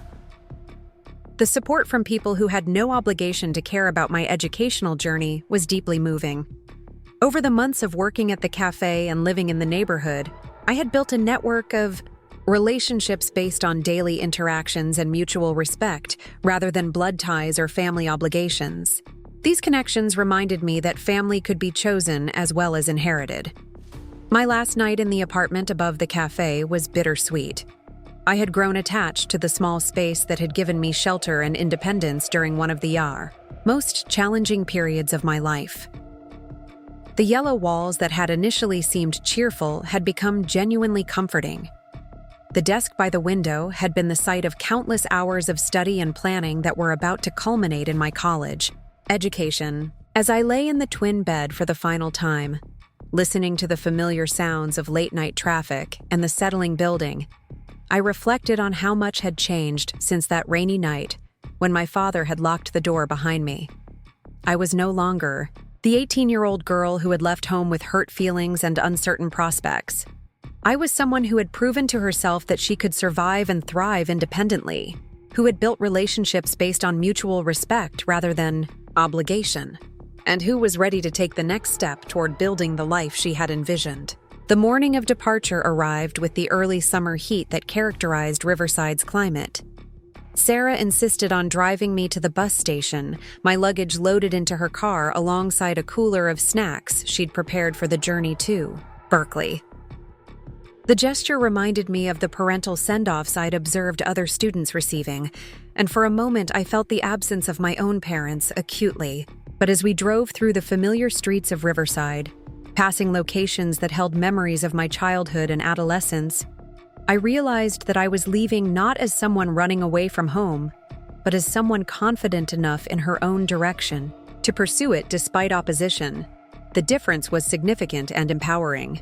At the bus station, Sarah hugged me tightly and promised to save my job for winter break and summer vacations.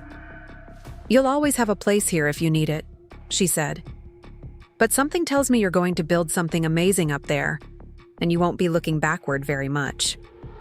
As the bus pulled away from Riverside and headed north toward Berkeley, I watched my hometown disappear behind me through the window. The landscape gradually changed from inland California's brown hills and strip malls to the greener, more varied terrain of the Bay Area. Each mile represented distance not just from my family and community, but from the limitations others had tried to place on my potential. By the time the Berkeley campus came into view, I felt ready for whatever challenges and opportunities awaited me. I had learned to trust my own judgment, to create security through competence rather than seeking it through conformity, and to build relationships based on shared values rather than shared history. The girl who had left home with $300 and a dream was beginning the next phase of her journey with hard-earned independence, practical skills, and the unshakable knowledge that she could handle whatever came next. Berkeley wasn't just the beginning of my college education.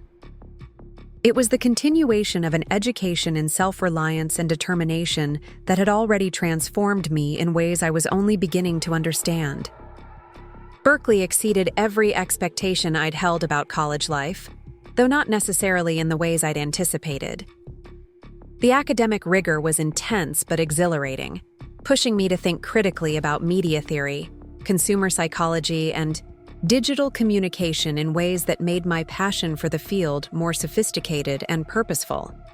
My professors weren't just teachers, they were practitioners who had worked for major agencies, launched successful campaigns, and understood the rapidly evolving landscape of digital marketing. Emma Chen and I did end up as roommates in a modest two-bedroom apartment near campus. We'd found a place that was affordable by Berkeley standards, though still expensive enough that I had to maintain a part-time job at a campus coffee shop to cover my share of rent and living expenses. Emma had secured a work-study position in a research lab, allowing her to gain experience relevant to her pre-med track while earning enough to reduce her reliance on her parents' financial support. Our living situation worked well because we both understood the value of focused study time and the necessity of balancing academic demands with work responsibilities. Emma often studied late into the night, surrounded by chemistry textbooks and lab reports, while I worked on campaign analyses and digital marketing projects at our small kitchen table. We supported each other through the inevitable stress of first-year academics while building a friendship based on shared determination to succeed despite family skepticism. My coursework in the communications program was everything I'd hoped for and more. Professor Martinez's Introduction to Media Strategy course introduced frameworks for understanding how brands build emotional connections with consumers. Dr. Kim's digital communications class explored the intersection of technology and human psychology in ways that made me realize how much the field had evolved beyond traditional advertising models.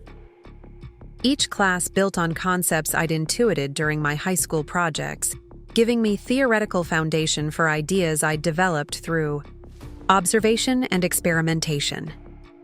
The diversity of perspectives among my classmates challenged my thinking in productive ways. Students came from different cultural backgrounds, economic situations, and career aspirations, creating discussions that revealed how messaging resonated differently across various demographics. I found myself contributing insights drawn from my experience working in service industries and living on a tight budget, perspectives that complemented the more theoretical knowledge other students brought from AP classes and academic preparation programs. By my sophomore year, I had declared a double major in communications and business administration, recognizing that understanding both creative strategy and financial operations would be essential for whatever career path I eventually chose. The business courses were demanding in different ways than my communications classes, requiring quantitative analysis and strategic planning that exercised different intellectual muscles. But the combination felt right, giving me tools to think about media and marketing from multiple angles. Professor Williams in the business school became an important mentor, recognizing something in my approach to case studies and strategic analysis that stood out from typical undergraduate work. During office hours, she often pushed me to think beyond completing assignments toward considering how I might apply concepts in real-world business situations. You have an intuitive understanding of market dynamics that most students develop only after years of experience, she observed after I'd presented a particularly detailed analysis of a startup's growth strategy. Have you considered pursuing opportunities that combine analytical thinking with creative implementation? Her question planted seeds that would eventually bloom into specific career directions, though at the time I was focused primarily on mastering the immediate demands of my coursework. The idea of combining strategic analysis with creative work appealed to me, but I wasn't yet sure what that might look like in practice. My relationship with my family remained complicated throughout college. Jake visited campus twice, both times, without our parents' knowledge, and our conversations during those visits revealed that they were following my academic progress more closely than they acknowledged directly. They knew about my double major, my involvement in campus organizations, and my success in securing internships, though this information reached them through careful questioning of Jake rather than direct communication with me. "They're proud of you," Jake told me during his second visit, as we walked through campus after I'd shown him my favorite study spots and introduced him to Emma. "They won't admit it because that would mean acknowledging they were wrong about Berkeley being a mistake, but they definitely keep track of what you're doing." "Do you think they regret how things happened?" I asked, though I wasn't sure I was ready for an honest answer. Jake considered this carefully. "I think they regret that it had to happen the way it did. But I also think they're starting to realize that you might not have achieved what you're achieving if they'd convinced you to stay home and go to community college." His assessment gave me hope that eventual reconciliation might be possible, though I had learned not to count on external validation for my sense of progress and accomplishment.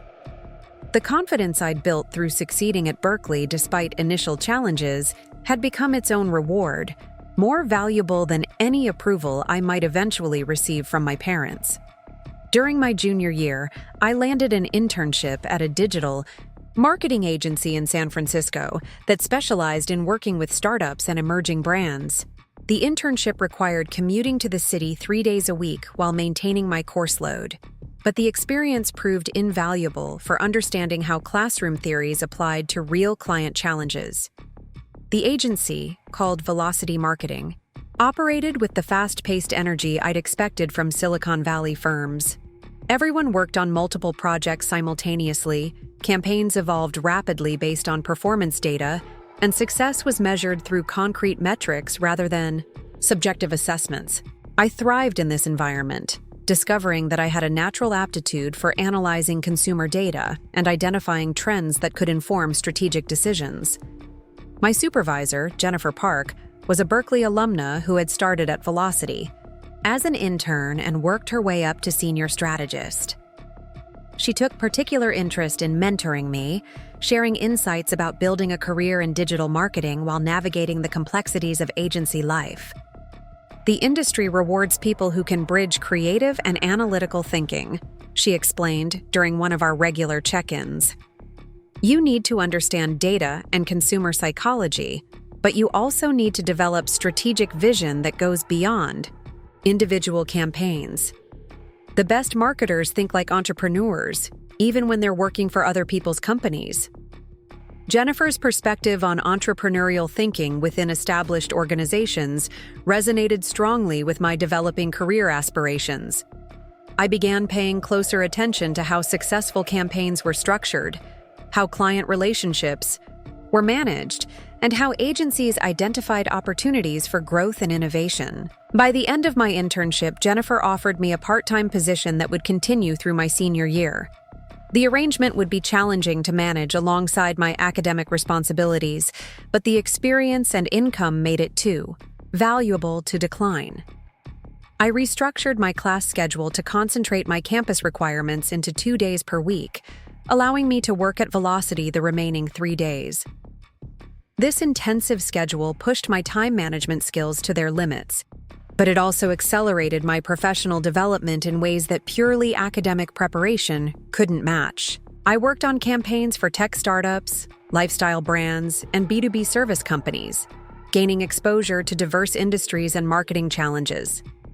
Each project built my portfolio while deepening my understanding of how digital marketing strategies varied across different business contexts. Senior year brought both culmination and new possibilities.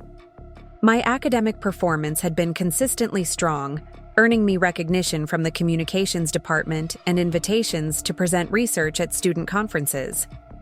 Professor Martinez recruited me to assist with a research project on social media influencer marketing, which resulted in a published paper that included my name as a co-author. But the most significant development came when Jennifer approached me with an unexpected proposition during the spring semester of my final year. Velocity is considering launching a division focused specifically on startup marketing, she explained, over coffee near the agency's San Francisco office. We've identified a gap in the market for agencies that understand the unique challenges early-stage companies face when building their brands. The concept intrigued me immediately. Most marketing agencies were structured to serve established companies with developed brands and substantial budgets. Startups often couldn't afford high-end agency services and ended up trying to handle marketing internally with mixed results. A specialized division that offered strategic expertise, scaled to startup needs and budgets, could serve an underserved market while building long-term client relationships. The leadership team is interested in having you join this division after graduation, Jennifer continued, not as an entry-level associate, but as a founding team member who would help shape how we approach startup marketing. The offer was remarkable for a new graduate, representing the kind of opportunity that typically required years of experience to access. But it also came with uncertainties about the division's long-term success and my ability to perform at the level they were expecting. I'd be honored to consider it, I replied carefully. Can you tell me more about the vision for how this division would operate differently from traditional agency models? Jennifer's detailed explanation revealed that Velocity had been researching this market opportunity for months. They'd identified specific service gaps that a startup-focused division could fill, and they'd developed financial models showing how modified pricing structures could make agency services accessible to companies with limited marketing budgets. "We need someone who understands both strategic analysis and creative implementation," she said. "But we also need someone who thinks like an entrepreneur, because this division will essentially be a startup within our existing company." The parallel to my own journey wasn't lost on me. Just as I'd chosen to pursue Berkeley despite family skepticism and financial challenges, this opportunity represented another leap toward building something innovative rather than simply joining an established path.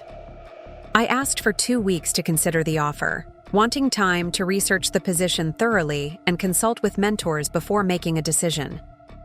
Professor Williams, who had followed my career development throughout college, offered particularly valuable perspective during our discussion. "This type of opportunity is rare for new graduates," she observed. "But your combination of academic achievement, practical experience, and entrepreneurial thinking makes you an ideal candidate for this kind of role. The question isn't whether you're qualified, it's whether you're ready to take responsibility for building something from the ground up." Her framing helped me recognize that my concerns about the position's challenges were actually signs that it aligned well with my long-term goals. I wanted to build something meaningful rather than simply executing strategies other people had developed. This role would allow me to do that within an established company's framework, reducing some risks while still offering substantial creative freedom.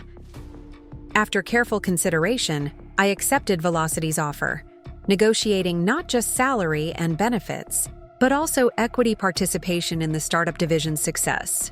The terms recognized my contribution to building something new, while acknowledging that my value to the company would grow as the division proved itself in the market. Graduation day arrived with complex emotions. Emma and I had both secured positions that excited us. She had been accepted to medical school at UCSF, while I was launching my marketing career with Velocity. We celebrated our achievements knowing that we'd succeeded despite skepticism from our families and financial challenges that had made college more difficult than it needed to be. Sarah came up from Riverside for my graduation ceremony, bringing flowers and a heartfelt card expressing pride in what I'd accomplished through determination and hard work. Her presence meant more to me than elaborate family celebrations might have, representing support based on who I'd become rather than obligations based on who I'd been. "You've built something remarkable," she said as we walked across campus after the ceremony. "Not just your education, but your whole approach to creating the life you want instead of accepting the life others think you should have." Her words captured something essential about my college experience that grades and job offers couldn't fully represent.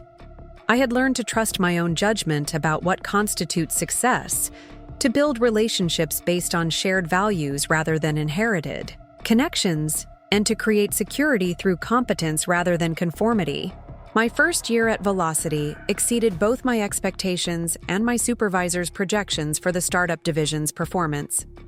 We successfully launched marketing campaigns for 12 early-stage companies, developing service packages that made professional strategic guidance accessible to businesses that previously couldn't afford agency support. Our client retention rate was 94%, and several companies we'd worked with secured significant funding rounds that they partly attributed to the brand foundations we'd helped them establish. My role evolved from executing campaigns to designing service offerings and leading client strategy sessions. Jennifer had been promoted to head the startup division officially, while I became senior strategist with responsibility for identifying new market opportunities and developing innovative approaches to startup marketing challenges.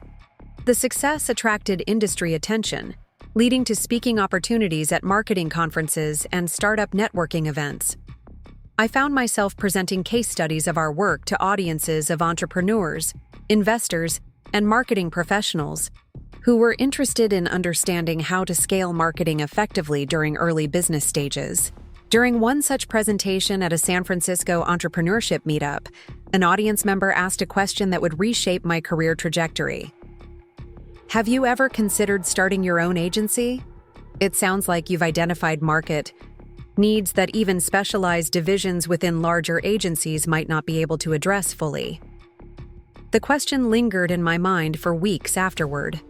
While I valued my position at Velocity and the learning opportunities it provided, I was beginning to see limitations in working within an established company's structure.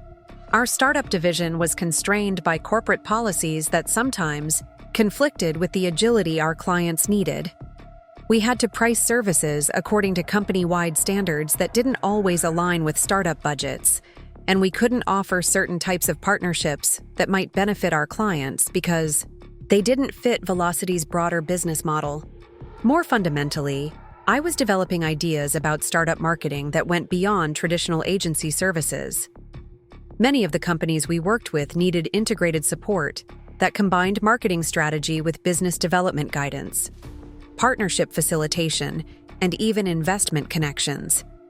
Addressing these comprehensive needs required flexibility and innovation that traditional agencies weren't structured to provide. Over several months, I began researching what it would take to launch my own marketing consultancy focused specifically on early-stage technology companies. I studied business formation requirements, investigated insurance and licensing needs, and analyzed competitive landscapes to identify specific niches where an independent firm might outperform larger agencies. The financial aspects were daunting, but manageable.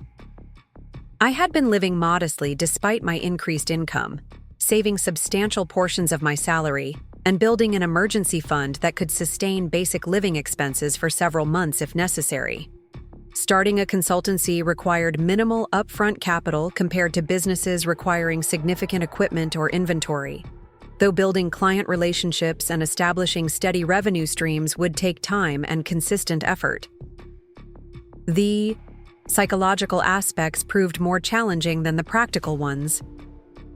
Leaving the security of employment at an established agency to start my own business echoed the decision to leave home for Berkeley, choosing uncertainty over stability based on confidence in my own abilities and vision. But this time, I had years of proof that taking calculated risks could lead to meaningful rewards. I scheduled a conversation with Jennifer to discuss my career plans, wanting to be transparent about my thinking rather than simply disappearing from Velocity without explanation. Her response surprised me with its immediate understanding and support. "I've been watching you develop ideas that go beyond what we can implement here," she said. "You're ready to build something that reflects your vision completely rather than adapting your ideas to fit our existing framework." She offered practical guidance about transitioning from employee to entrepreneur, shared contacts who might be valuable as I built my client base, and even suggested that Velocity might become a client for specialized services that aligned with my firm's capabilities. "The startup marketing space needs more people who understand it deeply," she concluded. "If you're ready to take this step, I think you'll find that your timing and preparation are excellent." Her encouragement provided final confirmation that entrepreneurship was the right next step. I gave Velocity 3 months' notice, using that time to complete existing client commitments while quietly laying groundwork for my own firm. I researched business names, designed initial branding materials, and began reaching out to contacts who might need marketing support for early-stage ventures. Starting my own business required revisiting lessons about self-reliance and calculated risk-taking that I'd first learned during my transition from family dependence to independence 6 years earlier. But now I had professional experience, industry, knowledge, and a network of contacts that made entrepreneurship feel like a natural progression rather than a desperate flight from conventional options. Phoenix Strategies launched officially in the summer of 2022, named for the mythological bird that rises from ashes to represent the transformation I helped startup companies achieve through strategic marketing. My first clients came through referrals from Jennifer, former Velocity colleagues, and connections I'd made during conference presentations and networking events. The business model I developed offered comprehensive marketing support scaled to the realities of early-stage companies. Rather than charging traditional agency retainers that many startups couldn't afford, I structured fees around measurable outcomes and company milestones.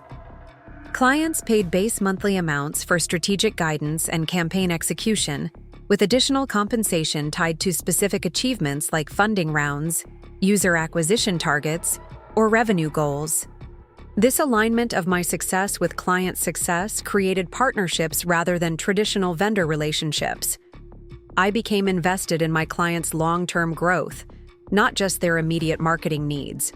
The approach led to better results for companies I worked with while building my reputation as someone who understood startup challenges from financial, strategic, and operational perspectives. By the end of my first year running Phoenix Strategies, I was working with 15 active clients, had generated over $300,000 in revenue, and had built a team of 3 freelance specialists who helped execute campaigns and manage client relationships. The business was profitable enough to support comfortable living expenses while reinvesting substantial amounts in growth and capability expansion. More significantly, I had created something that aligned completely with my values and vision. Phoenix Strategies served companies that were trying to build innovative solutions to real problems, helping them reach customers who could benefit from their products or services. The work combined analytical thinking, creative strategy, and relationship building in ways that utilized all the capabilities I'd developed through academic study and professional experience. The personal satisfaction of building something meaningful from my own vision exceeded any validation I might have received from family approval or conventional career success. I had proven to myself that the choices I'd made at 18, choosing education over family approval, independence over security, possibility over predictability, had led to outcomes more fulfilling than I could have imagined when I first walked away from home with $300 and determination. Phoenix Strategies' success attracted attention from various quarters, including media coverage in startup publications and invitations to speak at entrepreneurship conferences. One particularly significant opportunity came when I was invited to give the keynote address at UC Berkeley's annual Entrepreneurship Symposium, returning to my alma mater as a successful business owner rather than a hopeful student. The invitation felt like completing a circle that had begun when I first chose Berkeley, despite family opposition. Standing at the podium in a lecture hall where I'd once sat as an undergraduate, addressing current students about the realities of startup marketing, I reflected on how much had changed since those early days of financial uncertainty and family conflict.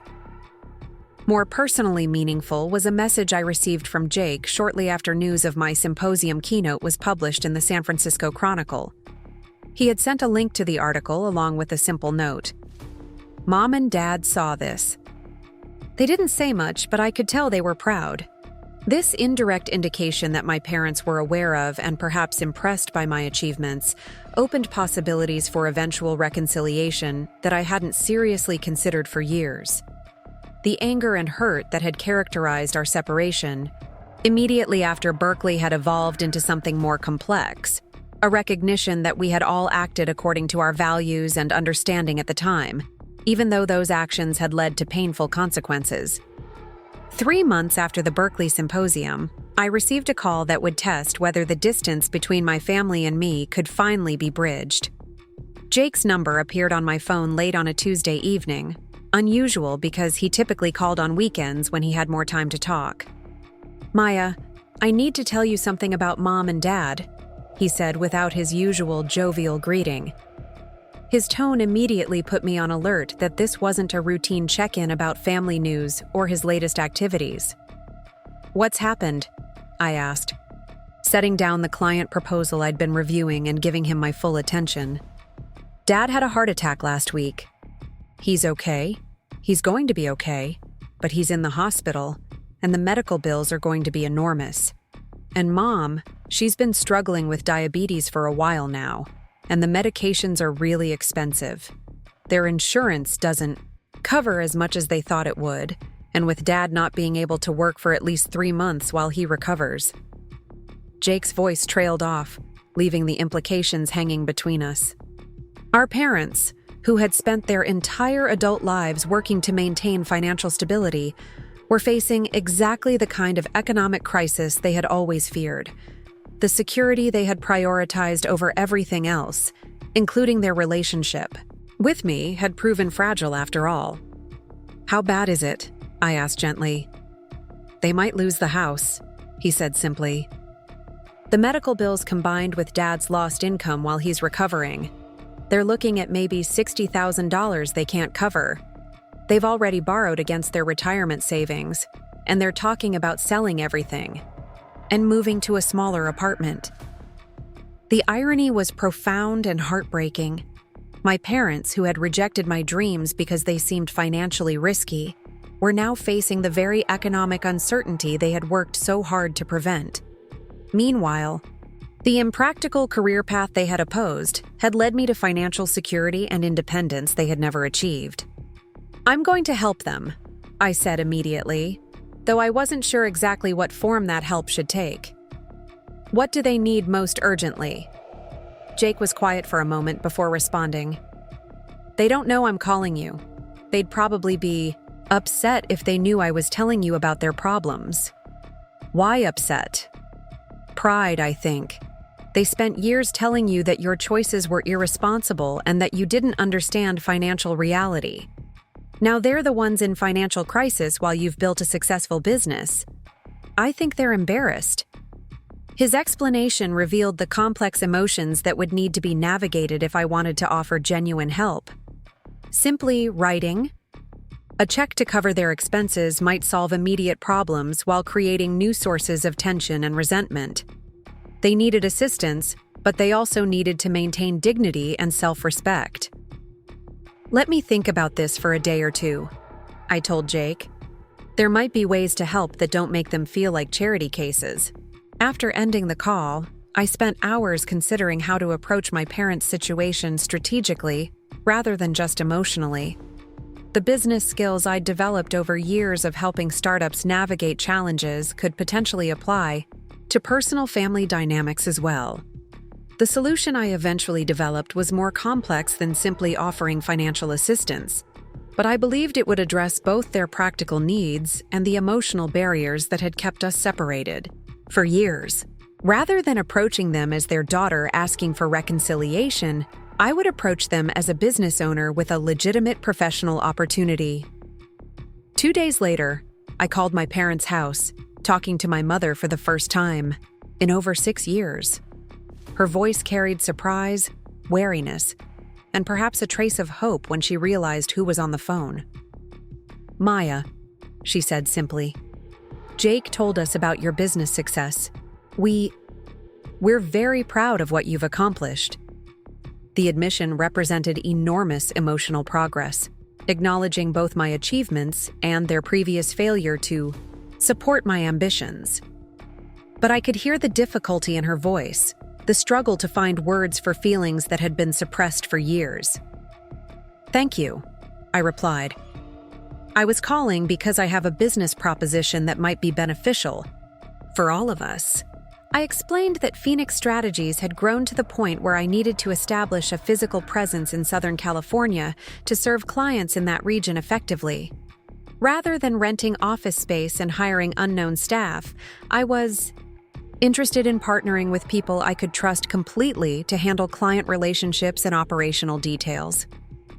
"I'm looking for partners who understand the value of hard work, who can be trusted with confidential client information, and who have the maturity to represent my company professionally," I continued. The role would involve coordinating client communications, managing project timelines, and helping with business development activities. I outlined compensation that would easily cover their medical expenses and mortgage payments, framed as salaries for legitimate business roles rather than charity disguised as family assistance. The work was real and valuable, though I was structuring it specifically to match their capabilities and provide the financial stability they needed. "Why us?" my mother asked finally. "We don't have experience in marketing or technology business." "Because I need people I can trust absolutely," I replied honestly. And because I think it's time our family started working together instead of allowing pride and old disputes to keep us apart. The conversation that followed was emotional and complicated, touching on years of hurt feelings, misunderstandings, and stubborn positions on all sides. But underneath the difficulty, there was a recognition that we loved each other despite our differences, and that perhaps those differences could become strengths if we approached them differently.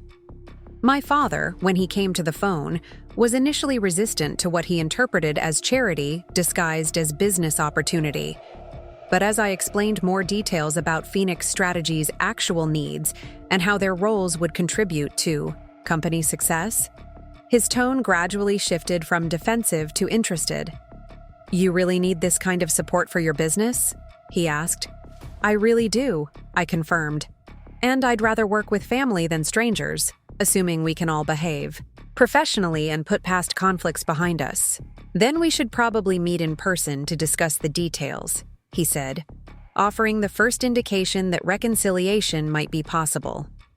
3 weeks later, I sat across from my parents in their living room, the same space where our argument 6 years earlier had led to my leaving home.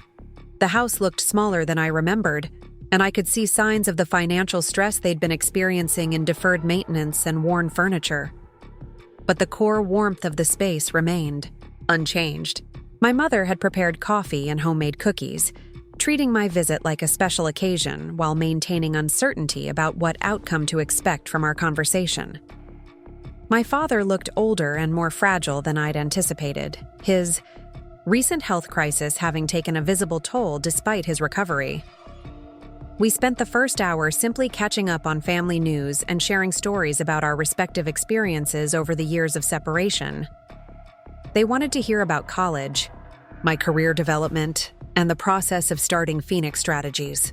I was curious about their activities, Jake's progress through high school, and how they'd adapted to economic changes in Riverside. The conversation revealed that we had all grown during our time apart. My parents had developed more nuanced views about career security and economic stability, recognizing that traditional approaches offered less certainty than they'd previously believed. I had gained perspective on the legitimate concerns that had motivated their opposition to my choices, understanding that their resistance had come from love rather than desire to limit my potential. When we finally discussed the business partnership I was proposing, the conversation felt more like a negotiation between equals rather than a rescue operation. We defined roles clearly, established boundaries between family and professional interactions, and agreed on communication protocols that would protect both personal relationships and business interests. "This feels like a second chance," my mother said as our meeting concluded, "not just financially, but for our family." "It is a second chance," I agreed. "But more than that, it's an opportunity to build something new together instead of trying to recreate something from the past." 6 months later, my parents had become integral to Phoenix Strategy's Southern California operations. They had adapted to business practices quickly, developed genuine expertise in client relationship management, and helped expand the company's capabilities in ways I hadn't anticipated. More importantly, we had reconstructed our family relationship on a foundation of mutual respect rather than hierarchical authority or dependent submission. I was no longer the ungrateful daughter who had rejected their guidance, and they were no longer the overly protective parents who had failed to recognize my potential. We were collaborators working toward shared goals while maintaining independent identities and perspectives. The morning they called me for help had marked the beginning of this transformation, but the real change had required months of careful relationship building and honest communication. Now, sitting across from them in Phoenix Strategy's newly opened Orange County office, watching them competently handle client calls and project coordination, I realized that the success I valued most wasn't my business achievements or financial security.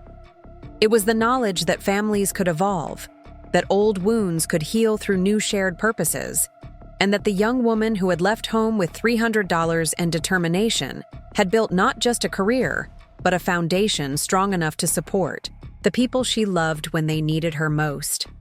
Up next, you've got two more standout stories right on your screen. If this one hit the mark, you won't want to pass these up. Just click and check them out.